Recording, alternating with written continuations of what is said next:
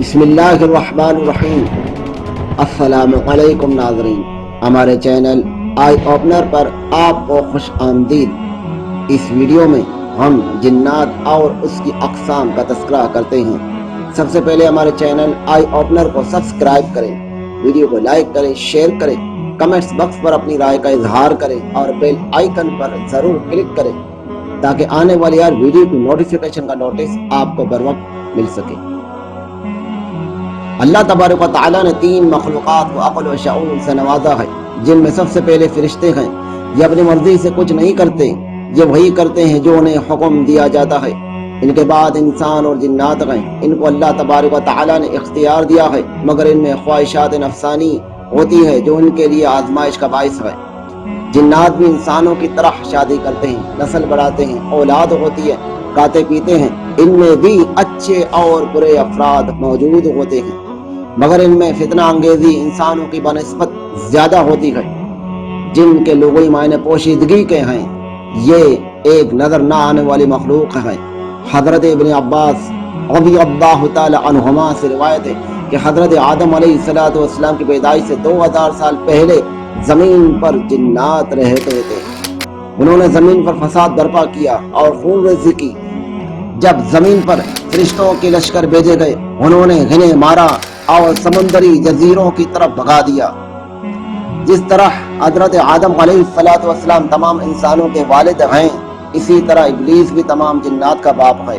जिन्नात अपनी शक्ल बदल सकते हैं। अल्लामा बदरुद्दीन शिबली रहमतुल्लाहि तआला अलैहि अपनी किताब आकामुल मरजान फी अहकामिल जान में तहरीर करते हैं, बेशक जिन्नात इंसानों और जानवरों की शक्ल इख्तियार करते हैं, लिहाजा वो सांपों, बिच्छुओं और ऊँटों, बैलों, घोड़ों, बकरियों, खच्चरों, गधों और परिंदों की शक्लों में बदलते रहते हैं। नबी करीम सल्लल्लाहु तआला अलैहि वसल्लम ने इरशाद फरमाया, जिन्नात की 3 किस्में हैं। अव्वल जिनके पर हैं और वो हवा में उड़ते हैं। दोम सांप और कुत्ते, और सोम जो सफर और क़याम करते हैं। हजरत अब्दुल्लाह बिन मसऊद रज़ियल्लाहु तआला अन्हु से रिवायत है, रसूलुल्लाह सल्लल्लाहु तआला अलैहि वसल्लम फरमाते हैं, लोगों तुम में कोई शख्स नहीं कि जिसके साथ हमजाद जिन और हमजाद फरिश्ता ना हो। लोगों ने अर्ज़ की, या रसूलुल्लाह सल्लल्लाहु अलैहि वसल्लम क्या आपके साथ भी है? इरशाद फरमाया कि हाँ, मेरे साथ भी, लेकिन अल्लाह ताला ने मेरी मदद फरमाई कि वो मुसलमान हो गया, लिहाजा वो मुझे सिवाय भलाई के कुछ नहीं कहता। ये तमाम उम्र उस इंसान के साथ रहता है और उसे बुराई की तरगीब देता है। हमजाद को काबू भी किया जा सकता है, लेकिन इसके 2 रास्ते होते हैं। एक तो शैतानी रास्ता, यानी शैतान की खुशनवदी हासिल करके बुराई के रास्ते पर चलकर शैतान का बंदा बन के उस हमजाद की खिदमत हासिल कर ली जाए, लेकिन इसकी शर्त होती है कि ताउमर फिर शैतान के रास्ते से कभी ना हटा जाए। इस सिलसिले में कुछ सिफली अमलियात किए जाते हैं, जिनके जरिए एक दिन उस शख्स का हमजाद उसके सामने आ जाता है और उसके इशारे पर हर किस्म के काम सर अंजाम देने लगता है, जो कि जाहिर है बुराई के ही होते हैं। इस किस्म के हमजाद से किसी अच्छे काम की तवक्को नामुमकिन होती है। इस तरीके से हमजाद को काबू करना इंसान को काफिर बना देती है।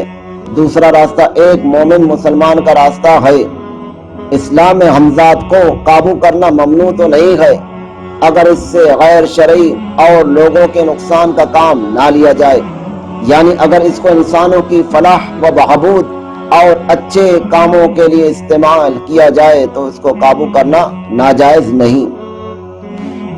बाद लोग मखसूस आमाल की वजह से जिन अपने कब्जे में कर लेते हैं, फिर उससे इलाज वगैरह में मदद लेते हैं।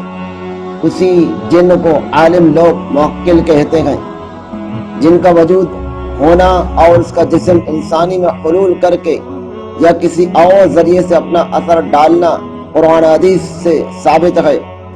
जिन्नात पर काबू अगर बगैर क़स्द अमल के महज मिन जानिबिल्लाह हो जाए, जैसा कि हजरत सुलेमान अलैहिस्सलातु वस्सलाम और बाज़ सहाबा किराम रज़ियल्लाहु तआला अन्हुम के मुतालिक साबित हो, तो वो नबी के लिए मौजज़ा और सहाबी के लिए करामत में दाखिल है। और जो काबू करना अमलियात के जरिए से की जाती है, उसमें अगर کلمات کفریہ یا اعمال کفریہ ہو تو کفر، اور صرف معصیت یعنی گناہ پر مشتمل ہو تو گناہ کبیرہ ہے۔ اور جن عملیات میں ایسے الفاظ استعمال کیے جاتے ہیں جن کے معنی معلوم نہیں، ان کو بھی فقہا نے اس بنا پر ناجائز کہا ہے کہ ہو سکتا ہے کہ ان کلمات میں کفر و شرک و گناہ پر مشتمل کلمات ہوں۔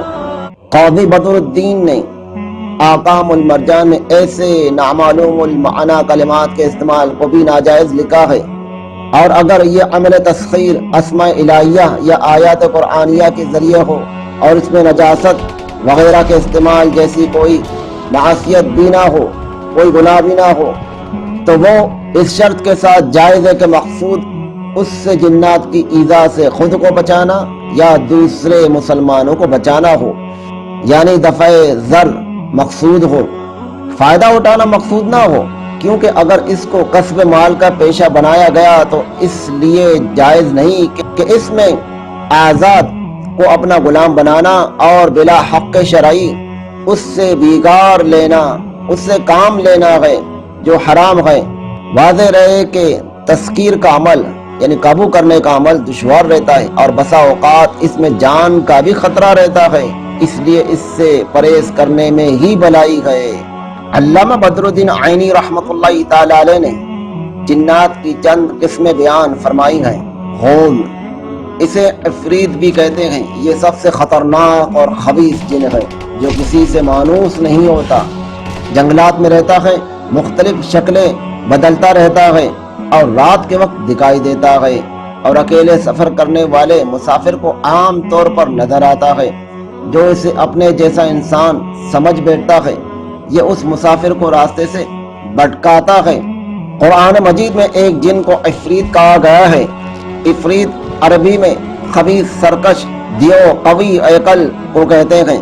اس کی طاقت کا اندازہ قرآن مجید کے اس واقعے سے لگایا جا سکتا ہے کہ تخت بلقیس جو کہ یمن میں تھا، 40 گز چوڑا اور 80 گز لمبا، وزنی، جو 7 کمروں میں تالے میں بند تھا، اور حضرت سلیمان علیہ السلام بیت المقدس میں تھے، اور 1500 میل کا یہ فاصلہ تھا، آنے جانے کا فاصلہ 3000 میل بنتا ہے۔ حضرت سلیمان علیہ السلام نے فرمایا، اے سرداروں، تم میں سے کون ہے جو ان کے اطاعت گزار ہو کر آنے سے پہلے ہی اس کا تخت میرے پاس لا سکتا ہے؟ ایک عفریت جن کہنے لگا، آپ کے مجلس برخاست کرنے سے پہلے اس تخت کو آپ کے پاس حاضر کر دیتا ہوں، اور اس پر میں قادر اور امین ہوں، یعنی میں اسے اٹھا کر لا بھی سکتا ہوں اور اس میں لگے ہوئے جواہرات میں خیانت نہیں کروں گا۔ سیالات، یہ بھی جنگلوں میں رہتا ہے، جب کسی انسان کو دیکھتا ہے تو اس کے سامنے ناچنا شروع کر دیتا ہے اور اس سے چوہے بلی کا کھیل کھیلتا ہے۔ غدار، یہ مصر کے اطراف اور یمن میں بھی کہیں کہیں پایا جاتا ہے، اسے دیکھتے ہی انسان بے ہوش ہو کر گر جاتا ہے۔ ولغان، یہ ویران سمندری جزیروں میں رہتا ہے، اس کی شکل ایسی ہے جیسے انسان شتر مرغ پر سوار ہے، جو انسان جزیروں میں جا پڑتے ہیں انہیں کہا لیتا ہے۔ شق، یہ انسان کے آدھے قد کے برابر ہوتا ہے، دیکھنے والے اسے بلمانس سمجھتے ہیں، سفر میں ظاہر ہوتا ہے۔ بعض جنات انسانوں سے مانوس ہوتے ہیں اور انہیں تکلیف نہیں پہنچاتے، بعض جنات کنواری لڑکیوں کو اٹھا لے جاتے ہیں، بعض جنات کتے کی شکل اور بعض چپکلی کی شکل میں ہوتے ہیں۔ زیادہ تر جنات انسانوں سے ڈرتے ہیں، ایسے بھی جنات ہوتے ہیں جو لوگوں سے مانوس ہوتے ہیں۔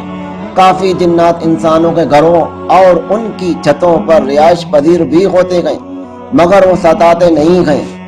جس طرح انسانوں میں بہادر اور ڈرپوک ہر طرح کے افراد ہوتے ہیں، اسی طرح جنات میں بھی ہوتے ہیں۔ بہرحال جنات سے ڈرنا نہیں چاہیے، جو ڈرتا ہے اس کو عام طور پر زیادہ ڈرایا جاتا ہے، اور جو ہمت والا ہوتا ہے اس سے خود جن بھی ڈرتے ہیں۔ اسی پر ہم اپنی ویڈیو کا اختتام کرتے ہیں۔ السلام علیکم ورحمۃ اللہ وبرکاتہ۔